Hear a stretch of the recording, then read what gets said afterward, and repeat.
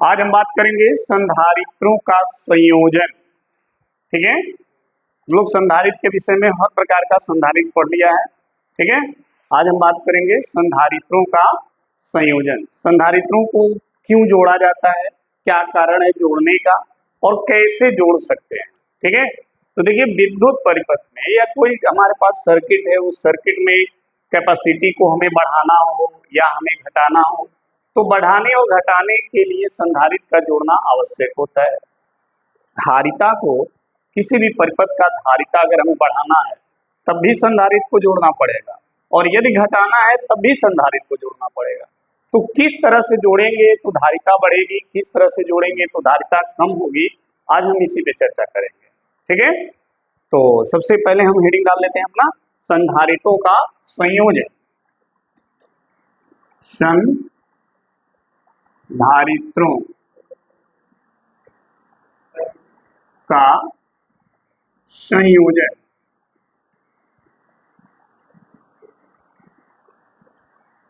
संधारित्रों का संयोजन। ठीक है, आज हम इसी पे चर्चा करेंगे। संधारित्र आप जानते हैं ना, कंडेंसर जो फैन में यूज होता है उसी को हम बोलते हैं संधारित्र। ये सन बिना आवेश को अपने अंदर धरने का काम करता है। आप कैपेसिटर लाए होते तो मैं दिखा देता, जैसे आप इसको प्लग में लगाएंगे तुरंत चार्ज हो जाएगा, फुल चार्ज हो जाएगा, और एक बार उसके दोनों वायर को 1 मिनट स्पार्क करेंगे तुरंत डिस्चार्ज हो जाएगा। इसीलिए इसका नाम है संधारित्र। जैसे सटाया सन दे दिया पूरा आवेश, फुल चार्ज, और फिर एक बार सटा दिया दोनों वायर, फिर डिस्चार्ज, फिर लगाया फिर चार्ज। इतना फास्ट इसका वर्किंग है। ठीक है, इसका यूज होता क्यों है फैन में?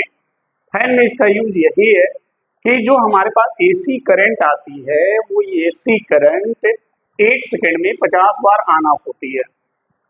1 सेकंड में 50 बार वो ऑन और ऑफ होती है। हमारे आंख को देखने की जो क्षमता है, जिसे हम समंजन क्षमता कहते हैं, ठीक है, वो है 16 बार की। ठीक है, अगर वो 1 सेकंड में 16 बार ऑन ऑफ होता तो हम उसको देख सकते थे, लेकिन वो 50 बार होता है, यानी उसका 3 गुना, लगभग 3 गुना होता है। इसलिए हमें वो दिखाई नहीं देता है कि ऑन हो रहा है कि ऑफ हो रहा है, बस आपको कंटिन्यू ऑन दिखता है। ये जो बल्ब जल रहा है, ये 1 सेकंड में 50 बार ऑन ऑफ होते हुए जल रहा है, लेकिन हम लोग को नहीं पता हो पा रहा है। लेकिन जो डिवाइस होते हैं, जो सिस्टम है, वो तो फील कर लेते हैं ऑन ऑफ को। ठीक है, तो फैन जब आप स्टार्ट करते हो तो देखो, जब उसमें कंडेंसर ना हो तो फैन की स्पीड क्या होती है? स्लो होती है। कंडेंसर लगने से फैन की स्पीड क्या होती है? बढ़ जाती है। ऐसा क्यों? रीजन क्या है? कंडेंसर क्या काम किया वहां पर? देखिए, कंडेंसर जो है, जब सर्किट ऑन होती है, जैसे करंट चालू हो गया, उतने समय में कंडेंसर चार्ज हो जाता है। सोच लीजिए कितने कम समय में चार्ज होता है। 1 सेकंड में 50 बार ऑन ऑफ होती है, मतलब 1 सेकंड के अंदर वो 50 बार चार्ज और डिस्चार्ज होता है 1 सेकंड के अंदर। तो जब वो चार्ज होता है कंडेंसर, तो अपने अंदर एनर्जी को स्टोर कर लेता है, और जैसे करंट ऑफ होती है उस टाइमिंग कंडेंसर अपनी एनर्जी फैन को देता है, जिससे फैन को कंटिन्यू एनर्जी मिलती रहती है। समझ में आ गई बात?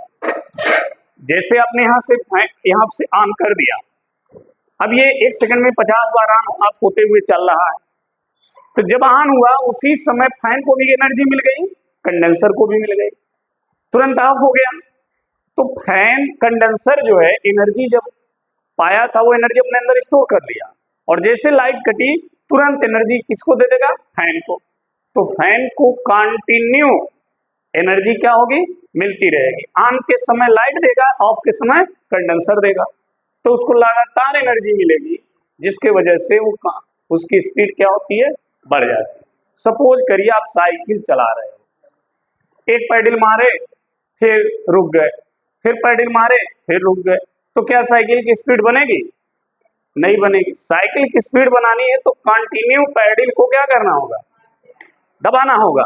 सही है, कंटिन्यू जब पैडल मारोगे तो कंटिन्यू उसको एनर्जी मिलेगी, और कंटिन्यू एनर्जी मिलने से उसकी स्पीड क्या होगी? बढ़ जाएगी। लेकिन जब आप कंटिन्यू एनर्जी नहीं देंगे तो उसकी स्पीड कैसे बढ़ेगी? नहीं बढ़ेगी। सेम सिचुएशन फैन में हो जाता है। जब कंडेंसर नहीं होगा तो एसी डायरेक्ट करंट अल्टरनेटिव जो करंट है जिसे हम प्रत्यावर्ती धारा कहते हैं, वो 1 सेकंड में 50 बार करंट देगा, 50 बार नहीं देगा। तो बताओ 50 बार ऊर्जा पाएगा, 50 बार नहीं पाएगा, तो स्पीड कहाँ बनाएगा? नहीं बनाएगा ना। इसीलिए कंडेंसर लगा दिया जाता है। ठीक। अच्छा देखो, कंडेंसर जो आता है फैन के लिए, जनरली जो फैन हम लोग घरों में यूज करते हैं वो 2.15 माइक्रोफैरड का आता है। 2.15 माइक्रोफैरड का आता है। और ये इतनी फास्ट एनर्जी देगा ना, एक तरह से समझ लो झटके की तरह एनर्जी देगा, और वही झटके से फैन रोटेट करेगा। ठीक। जैसे मान लो आप खड़े हो, कोई पीछे से आप धीरे धीरे चल रहे हो, कोई पीछे से मार दिया धड़ाक से, आगे बढ़ गए, तेज हो गए, फिर पीछे से कोई मार दिया धड़ाक से, फिर तेज हो गए। ऐसा काम करता है वो कंडेंसर। उसको जैसे इलेक्ट्रिक करंट ऑफ होगी ना, वो तुरंत उसको खड़ाक से अपनी एनर्जी उसको दे देगा, उसकी स्पीड बढ़ जाएगी, फिर ऑफ हुई, फिर खड़ाक से दे देगा। इस तरह से वो एनर्जी देगा। अब कभी कभी वो होता क्या है कि लोग कहते हैं सर 2 कंडेंसर लगा दो फैन में और फैन चलेगा। तो फैन कंडेंसर आप लगा सकते हैं, बट फैन जलने का चांस ज्यादा हो जाता है। कारण, अब सपोज करो आप चल रहे हो, पीछे से किसी ने धक्का मार दिया तो आपकी स्पीड बढ़ गई, फिर किसी ने धक्का मारा, स्पीड बढ़ गई। लेकिन अगर वही धक्का मारने वाला तेजी से धक्का मार दिया तो तब तो सब मुंह फूट जाएगी, गिर जाओगे। वही चीज हो जाता है। जब डबल कंडेंसर आप यूज करेंगे तो ज्यादा एनर्जी एक ही बार में झोंक देगा, तो फैन को जलने का चांस ज्यादा हो जाता है। ठीक है, तो ये चीज को आप ध्यान रखिएगा। कंडेंसर का यूज फैन में इसीलिए किया जाता है। और किसी भी सर्किट में अगर हम बिना कंडेंसर का सर्किट हम बहुत कम यूज करते हैं, सब सर्किटों में, मैक्सिमम सर्किटों में कंडेंसर लगा होता है, जो करंट को बराबर सर्किट को प्रोवाइड करता है। अगर कंडेंसर नहीं लगाएंगे तो सर्किट ऑन ऑफ होने लगेगा, क्योंकि हम इंसान देख नहीं पाते हैं, क्योंकि हमारी क्षमता उतनी नहीं है, लेकिन सर्किट फील कर लेता है ऑन हुआ ऑफ हुआ लाइट, तो इसलिए उसमें कंडेंसर लगा दिया जाता है। ठीक है, छोटा बड़ा सब में कंडेंसर लगा होता है। कई डिजाइन में कंडेंसर आते हैं, गोली आता है, बेलनाकार आता है, प्लेन में आता है। ठीक है, अब सबका वर्किंग एक ही तरह से है। तो आज हम बात जो करने वाले हैं वो ये है संधारित्रों का संयोजन, यानी कंडेंसर का संयोजन।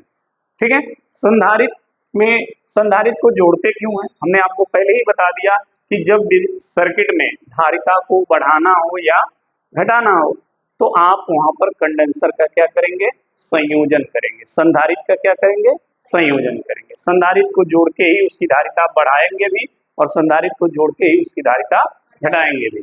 तो ध्यान रखिएगा, इस चीज को लिखेंगे।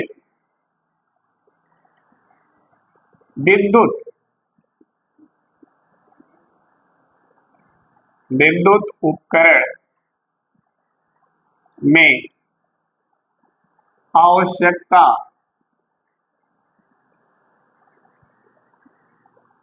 अनुसार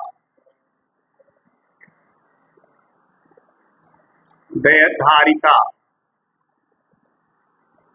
को बढ़ाने एवं घटाने के लिए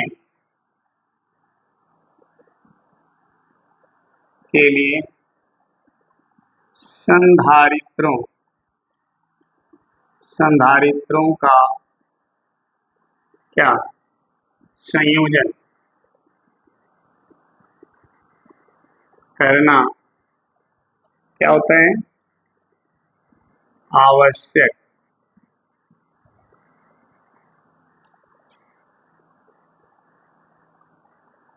होता है।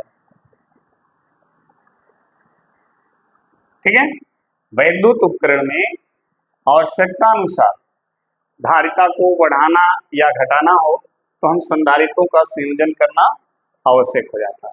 ठीक है, यह जो संयोजन होगा अब देखेंगे 2 प्रकार से हम पढ़ेंगे। ठीक है, क्या लिखेंगे, संधारित्रों का संयोजन, संधारित्रों का संयोजन कितने प्रकार से, 2 प्रकार से, 2 प्रकार से होता है। ठीक है, संधारित्रों का जो संयोजन है वो दो टाइप से हम पढ़ेंगे। पहला है श्रेणी क्रम संयोजन। क्या है? श्रेणी क्रम संयोजन। श्रेणी क्रम संयोजन, इसे हम सीरीज कॉम्बिनेशन भी कहते हैं। देखिए श्रेणी क्रम संयोजन है क्या? कंडेंसर आपने देखा होगा, कंडेंसर आपको बता दें ऐसे होता है, फैन का कंडेंसर ऐसे ही होता है, आप देखिएगा, और इसमें से दो वायर निकले होते हैं, सही है, ऐसे ही होता है। मान लीजिए हमको इसे श्रेणी क्रम में जोड़ना है, तो आपको कैसे जोड़ना होगा वो चीज ध्यान दीजिएगा। मान लीजिए हमारे पास ये 3 कंडेंसर है, अलग अलग कैपेसिटी के हैं, ये इनकी धारिताएं अलग अलग हैं, इनको हमें श्रेणी क्रम में जोड़ना है। कैसे जोड़ेंगे ध्यान दीजिएगा। एक संधारित्र की एक तार को दूसरे संधारित्र के एक तार से क्या करेंगे, फिर इसके दूसरे तार को इसके तार से जोड़ देंगे। ठीक, अब ये वाला और ये वाले को ला करके किसी विद्युत स्रोत से जोड़ देंगे। तो इस तरह का जो कॉम्बिनेशन होता है उसको हम क्या बोलेंगे, श्रेणी क्रम कॉम्बिनेशन। जैसे कई ठो लड़के हैं लाइन में खड़ा है, वोकर हाथ पकड़ लिया, वोकर पकड़ लिया, वोकर पकड़ लिया, तो ये क्या होता है, श्रेणी क्रम। ठीक उसी तरह से संधारित्र को जोड़ना। देखिए एक मान लीजिए बच्चा है, इसका एक हाथ इधर है, दूसरे हाथ को वही पकड़ लिया, इसके दूसरे हाथ को वही पकड़ लिया, ऐसे जोड़ते चले जाएंगे। लास्ट वाले का एक हाथ बचेगा, पहले वाले का एक हाथ बचेगा ना, उन दोनों हाथों को ला करके विद्युत स्रोत से क्या करेंगे, जोड़ देंगे। तो ये हो जाता है संधारित्रों का श्रेणी क्रम संयोजन। अच्छा, ऐसे क्रम में अगर जब हम इसको जोड़ेंगे ना, तो ऐसे क्रम में आवेश क्या होगा, सब पर समान जाएगा। जो आवेश इस पर आएगा वही आवेश इस पर आएगा, वही आवेश इस पर आएगा। श्रेणी क्रम में आवेश क्या होगा, समान होगा। अगर मान लो पहले वाले लड़के को अगर हम लड्डू दें और कहें लास्ट तक इसको जाना है, तो क्या करेगा, अपने बगल वाले को ही लड्डू देगा, वो अपने बगल वाले को ही देगा, फिर वही अपने बगल वाले को देगा। ठीक है, तो वही लड्डू सब पे जा रहा है, सही है। उसी तरह आवेश है, अगर इसको जो आवेश देंगे वो अपना वही आवेश इसको देगा, फिर वही आवेश इसको देगा। तो इसका मतलब श्रेणी क्रम में आवेश क्या होगा, समान रहेगा। श्रेणी क्रम में आवेश क्या रहेगा, लेकिन विभव समान नहीं रहेगा, विभव अलग अलग होगा।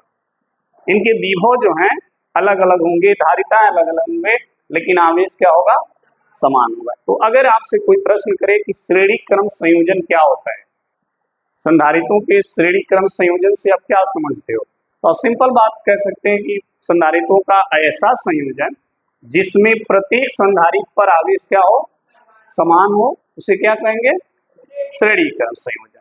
केवल श्रेणी क्रम में ही आवेश सबके समान आएगा, अगर दूसरे क्रम में जोड़ेंगे तो आवेश समान नहीं होगा, ध्यान रखिएगा। इसीलिए हमने कहा कि संधारित्रों का ऐसा कॉम्बिनेशन, ऐसा संयोजन जिसमें हर संधारित्र पर आवेश क्या हो, समान हो, तो इसको हम क्या कहेंगे, श्रेणी क्रम संयोजन करेंगे। ठीक है, ऐसे संयोजन में आवेश तो समान है, लेकिन विभव और धारिता कभी भी समान नहीं रहेगा, ध्यान रखिएगा। ठीक है,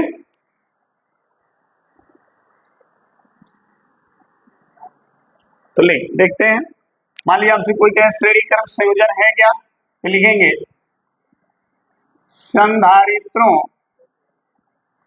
संधारित्रों का ऐसा संयोजन जिसमें प्रत्येक संधारित्र पर आवेश क्या हो, समान हो, आवेश समान हो, उसे श्रेणी क्रम संयोजन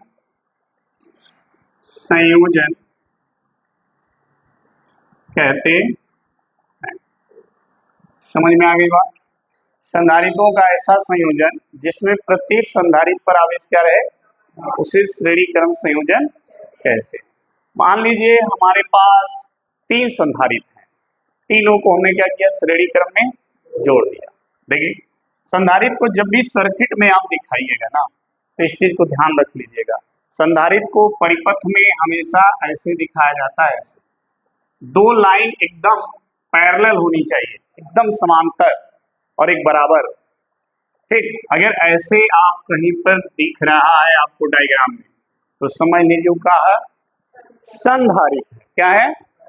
लेकिन अगर इसमें से एक लाइन बड़ी दिखे और एक लाइन छोटी दिखे तब उसका नाम जानते हैं क्या है? सेल। क्या बोलेंगे उसको?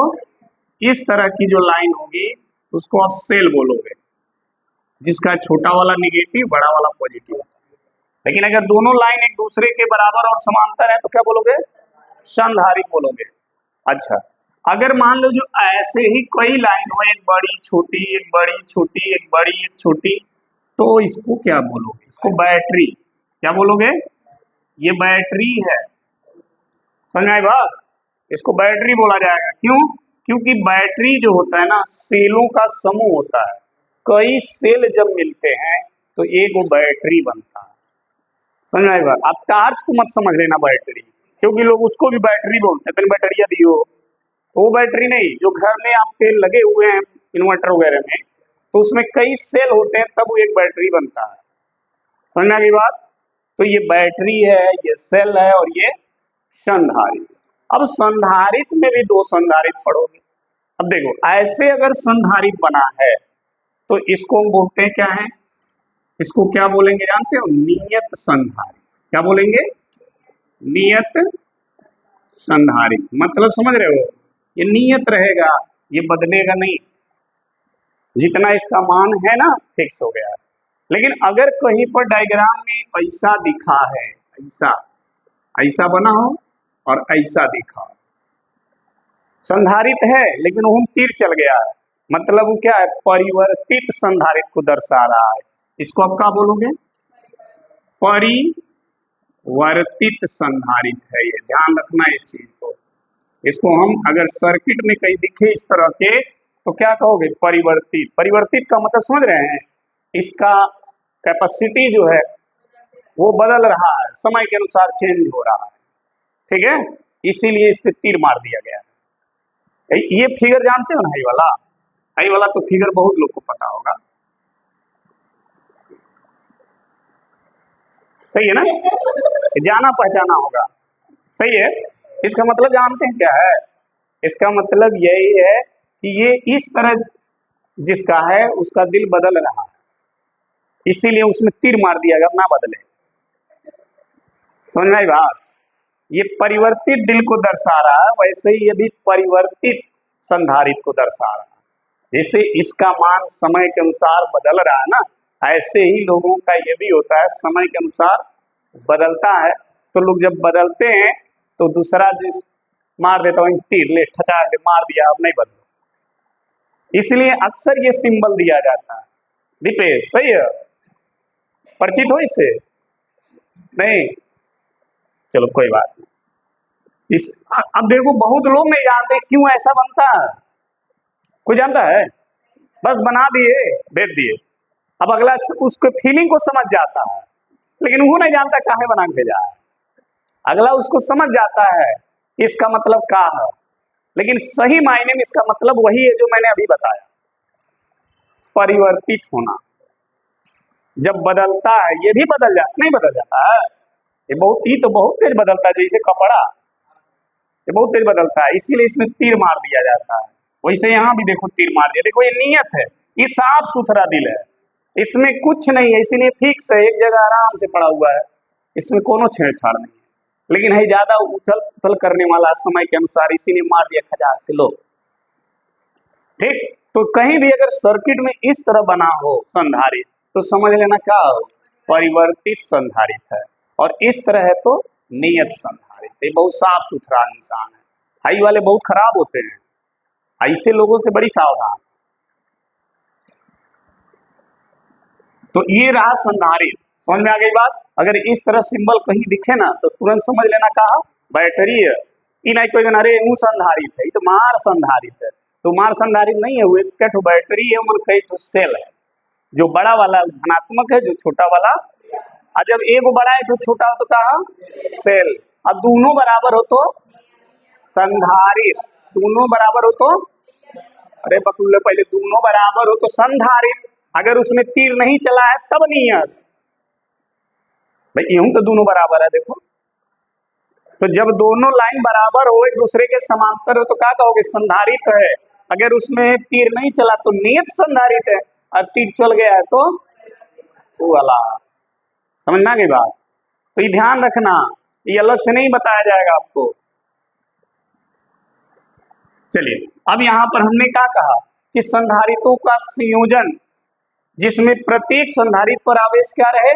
समान रहे, उसे कौन सा संधारित? श्रेणी क्रम संधारित। मान लो हमारे पास 3 ठो संधारित है, तीनों को हम जोड़ें।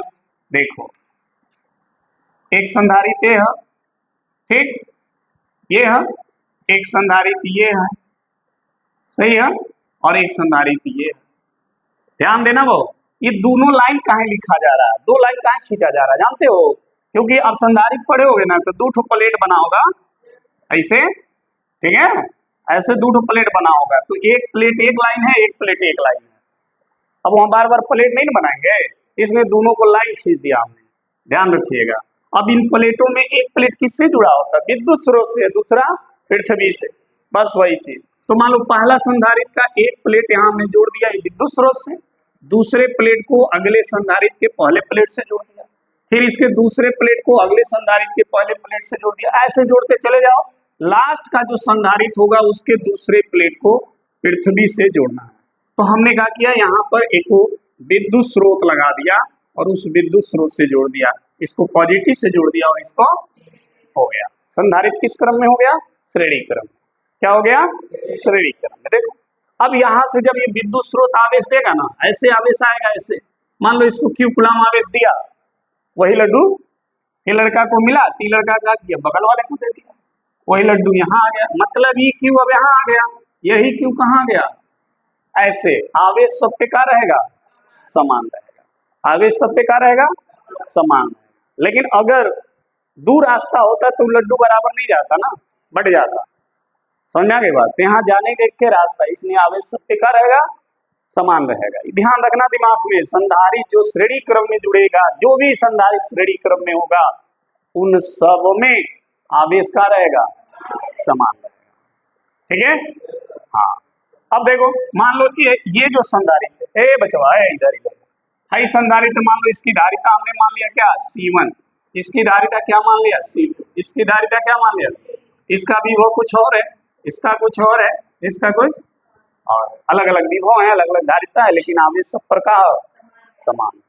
ठीक, तो यहां पर हम लिखेंगे माना C1 C2 एवं C3 फैराड के 3 संधारित चित्रानुसार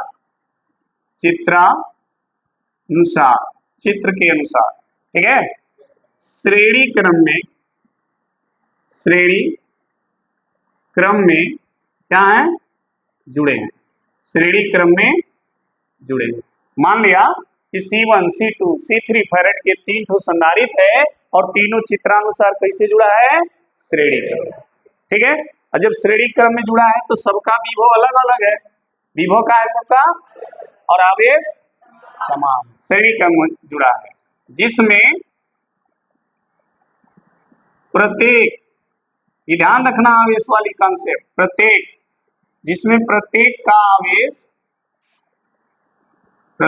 आवेश Q कूलम तथा विभव V1 V2 एवं क्या है? V3 वोल्ट है। समझ में आ गई बात? जिसमें प्रत्येक का आवेश है Q कूलम और विभव क्या है? V1 V2 V3 वोल्ट है। सबका अलग अलग विभव है, लेकिन आवेश सबका क्या है? समान है। समझ में आ गई बात? अच्छा, अब ध्यान देना, इसमें अलग अलग जो चीज है उसी की बात हम करेंगे। यहाँ पर अलग अलग क्या है? विभव अलग अलग है। आप कहेंगे सर ये धारिता भी अलग अलग है, यहाँ हमें धारिता से नहीं लेना है, ठीक है, वो तो इनकी अपनी अपनी कैपेसिटी है, फिक्स है, वो बदलेगा क्या? इनका विभव बदलेगा, जो अलग अलग, तो हम इन्हीं को जोड़ेंगे। ठीक, तो परिपथ का कुल विभव कितना आएगा? परिपथ का कुल विभव, ध्यान रखना, परिपथ का कुल विभव, ठीक है, कितना विभव होगा सबको जोड़ दो। तो पहला कितना है V1, दूसरा कितना है, तीसरा कितना है, और ये सब जोड़ने के बाद कितना हो गया V। कैसे 6 जी, कहाँ 6 पा गई थी? ये तीनों को जोड़ा हमने तो V वोल्ट हो गया, और ये हो गया इक्वेशन फर्स्ट। समझ में आ गई बात? अच्छा, धारिता विद्युत धारिता का सूत्र बताओ। विद्युत धारिता से अगर हम यहाँ पर विद्युत धारिता की बात करें तो विद्युत धारिता का फॉर्मूला क्या होता है? C = Q/, यही होता है। अगर हम V निकालें तो V बराबर क्या आएगा? Q/, यही आएगा। C बराबर होता है Q/V। तो अगर V को यहाँ भेज दें, C को यहाँ भेज दें, तो V बराबर क्या होगा? यह फार्मूला तीनों के लिए लागू कर दो। यही जो सूत्र है ना V का, यही फार्मूला तीनों पे लागू करो, ठीक है। अगर ये फार्मूला तीनों पे लागू करोगे तो दिख रहा है ना? अब नहीं दिख रहा? अच्छा, यहाँ दिख रहा। तो देखो तीनों पे लागू कर रही है इस सूत्र। तो पहले वाले के लिए अगर लागू करोगे तो पहले का V है कि V1? तो V1 Q तो सब पे है, तो Q आधारिता क्या है? इसी तरह दूसरे का क्या हो जाएगा? Q/, और V3 बराबर, बस इस V1 V2 V3 सब का मान है मेरा किलो। आई जो समीकरण 1 है ना, इसी में V का मान, V1 का मान, V2 का मान और तीनों मान इनका रख दो। तो लिखेंगे इनाय, देखिए अब समीकरण 1 में V1 V2 V3 का मान रखने पर, जब तीनों का मान यहाँ पे आप रखिएगा ये वाले में, तो क्या आएगा देख लीजिए। देखिए ध्यान से, V की जगह हो जाएगा Q/, बहुत अच्छे बच्चे। V1 की जगह हो जाएगा Q/, V2 की जगह, V3 की जगह, ठीक है। Q कॉमन लेके काट दो। देखो यहाँ Q, यहाँ Q, यहाँ Q कॉमन होगा, 30 Q को काट देगा, तो बचेगा क्या? 1/C बचेगा ना, और यहाँ बचेगा 1/, यहाँ बचेगा 1/, और यहाँ बचेगा 1/, यही बचेगा। सही है, देख लो, एक मिनट यहाँ देखिए, यहाँ लिख दें 1/C। अच्छा देख लो, Q कट गया, तो यहाँ क्या बचेगा? 1/C बचेगा ना, यहाँ बचेगा 1/, और यहाँ बचेगा, और यहाँ बचेगा। ये हो गया समांतर क्रम में जुड़े सभी संधारितों की तुल्य धारिता। ये जो C है ना, इन सब की तुल्य धारिता के बराबर है। इसी C को हम बोलते हैं कुल धारिता। अगर तुल्य या कुल दोनों का अर्थ एक ही है। तीनों को जोड़ेंगे श्रेणी क्रम में, उनकी जो कुल धारिता आएगी वो इस प्रकार से आएगी। अभी इसका आगे हम अर्थ भी लिखवा रहे हैं, इसका मतलब क्या है, ठीक है। तो ये फिलहाल समझ में आ गया होगा कैसे निकालना है, तो इसको नोट कर लीजिए फटाक से। चलो देखो, ठीक है, हमने कहा कि 1/C बराबर 1/C1 plus 1/C2 plus 1/C3 का मतलब समझो। जो बटा में लिखा है ना, वो व्युत्क्रम को रिप्रेजेंट करता है। तो अगर 1/C1 का मतलब है कि पहले संधारित्र की धारिता का व्युत्क्रम, 1/C2 का मतलब है दूसरे संधारित्र की धारिता का व्युत्क्रम, 1/C3 क्या है? तीसरे संधारित्र की धारिता का व्युत्क्रम। यानी जितने भी संधारित्र श्रेणी क्रम में जुड़े हैं उनके धारिता के व्युत्क्रम का योग, प्लस है ना, तो व्युत्क्रम का योग, ठीक है, उस कुल संधारित्र की तुल्य धारिता के व्युत्क्रम के क्या होगा? बराबर होगा। मतलब ऐसे क्रम में अगर आप संधारित्र को जोड़ेंगे तो धारिता क्या होगी? कम आएगी, घट जाएगी। अगर आपको धारिता घटाना है किसी परिपथ में तो आप उसको किस क्रम में जोड़ दीजिए? श्रेणी क्रम। जब श्रेणी क्रम में जोड़ेंगे तो उसकी धारिता क्या हो जाएगी, कम हो जाएगी। और कितनी कम होगी, जो सबसे कम धारिता वाला संधारित्र होगा ना, उसके भी धारिता से कम धारिता हो जाएगा। अभी देख लीजिएगा, आगे प्रूफ कर देंगे। ठीक है, तो ये पहले इसको लिख लेते हैं। श्रेणी क्रम में जुड़े सभी संधारित्रों के धारिता के व्युत्क्रम या व्युत्क्रमों का योग उस परिपथ की तुल्य धारिता के व्युत्क्रम के बराबर होता है। समझ में आ गई बात। श्रेणी क्रम में जुड़े सभी संधारितों के धारिता के व्युत्क्रमों का योग, मतलब श्रेणी क्रम में जितने संधारित जुड़े हैं सभी संधारित के धारिता के व्युत्क्रमों का योग उस परिपथ के कुल धारिता के व्युत्क्रम के क्या होगा, बराबर होगा। ठीक, ये फॉर्मूला याद रखिएगा। श्रेणी क्रम जहां भी संधारित दिखेगा तुरंत ये वाला फॉर्मूला अप्लाई होगा। अगर दो संधारित जुड़े हैं श्रेणी क्रम में तो 1/C1 प्लस 1/C2, अगर चार जुड़े हैं तो 1/C1 plus 1/C2 plus 1/C3 plus 1/C4, जितने जुड़े होंगे लिखते चले जाएंगे। ठीक है, इस क्रम में जो धारिता होती है वो घटती है। अगर श्रेणी क्रम में जुड़ेंगे ना तो तुल्य धारिता क्या होगी, कम होगी, घटेगी। तो लिख दे रहे हैं इस क्रम में या श्रेणी क्रम में तुल्य धारिता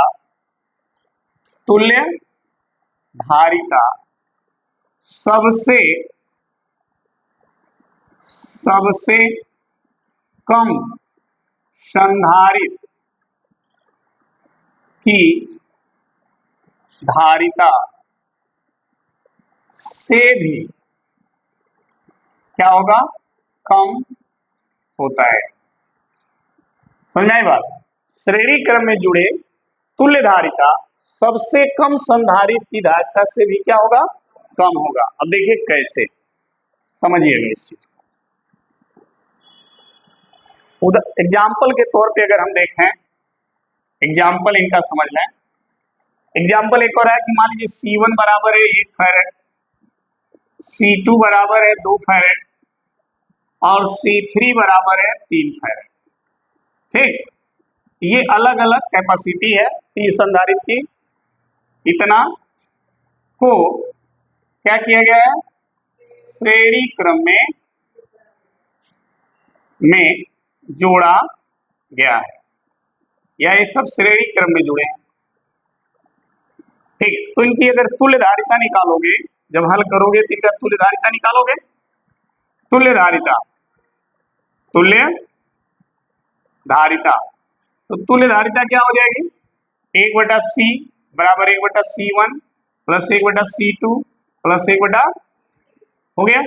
अब इनके मान रख दो, 1/C बराबर 1/C1 1, C2 क्या है 2, C3 क्या है 3। दिख रहा है ना। चलिए यहाँ तक समझ में आ गया। अब देखिए नीचे वाले का एलसीएम लेंगे क्या आएगा, 6। देखो 3 दूना 6 का नाम 6, तो एलसीएम 6 है। मतलब अगर इसको 6, इसका हर 6 करना है तो ऊपर नीचे 6 से गुणा। अगर इसका हर 6 करना है तो ऊपर नीचे 3 दूना 6 होता है, 3 से गुणा। और इसका अगर हर 6 करना है तो ऊपर नीचे 2 से गुणा, 2 3 6 हो जाएगा। इसका हर 6 करना है तो ऊपर नीचे 6 से ही गुणा करना पड़ेगा। समझ आई बात। तो 1/C बराबर 6 प्लस 3 प्लस, देखो इसमें 6 से ऊपर गुणा किया, इसमें 3 से गुणा किया और इसमें सबका हर क्या हो जाएगा 6। अब देख लो 1/6 बराबर 6 3 9 2 11/6। देखो 1/C का मान आया, हमें केवल C का मान चाहिए। तो C का अगर मान निकालना है तो इसको पलट दो, तो जब इसको पलटोगे तो भी क्या होगा, ऐसे पलट जाएगा। ध्यान रखना 1/C नहीं निकालना, हमें केवल C, तो इसको पलट दोगे तो भी पलट जाएगा। अब देखो 6 में 11 से भाग दे दो, 6 में 11 से भाग दे दो। मान लो ये 6 है और हमें 11 से भाग देना, दशमलव लगा के यहाँ 0 बढ़ा दो, 60, 11 बचे 55, फिर 5 50, 11 चौके 44, सही है, फिर 6 60, 11 बचे 55, ऐसे आएगा। यानी जो मान आएगा वो आएगा 0.545 फैराड, ऐसे आएगा। अच्छा देखो ये जो मान आया है क्या इस सबसे कम आया कि नहीं आया? सबसे कम कौन है? 1 फैराड, उससे भी कम आया। समझ में आ गई बात? तो ये लिखा है कि श्रेणी क्रम में तुल्य जो धारिता आएगी सबसे कम संधारित्र की धारिता से भी कम होगी। मतलब सबसे कम संधारित्र की धारिता कितनी है? उससे भी देखो कम आएगी। अगर श्रेणी क्रम में जुड़े हो तो जो तुल्य धारिता आएगी उस सबसे कम धारिता से भी क्या आएगी?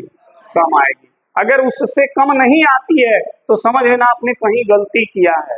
ये ध्यान रखना, श्रेणी क्रम में जितने भी संधारित्र जुड़े होंगे उनकी कुल धारिता जो सबसे कम धारिता वाला संधारित्र होगा ना उससे भी कम आना चाहिए। अगर उससे ज्यादा आया तो सोच लेना कहीं कैलकुलेशन आपसे गलत हो रहा है। क्लियर है ना? तो ये इसका आपका प्रूफ है, नोट कर लीजिए फटाक से इसको। तो जितना हमने लिखवाया ये यहाँ तक लिखे होंगे, इसके बाद यहाँ से आप नोट कर लीजिए, यहाँ से श्रेणी क्रम में फटाक से नोट करिए।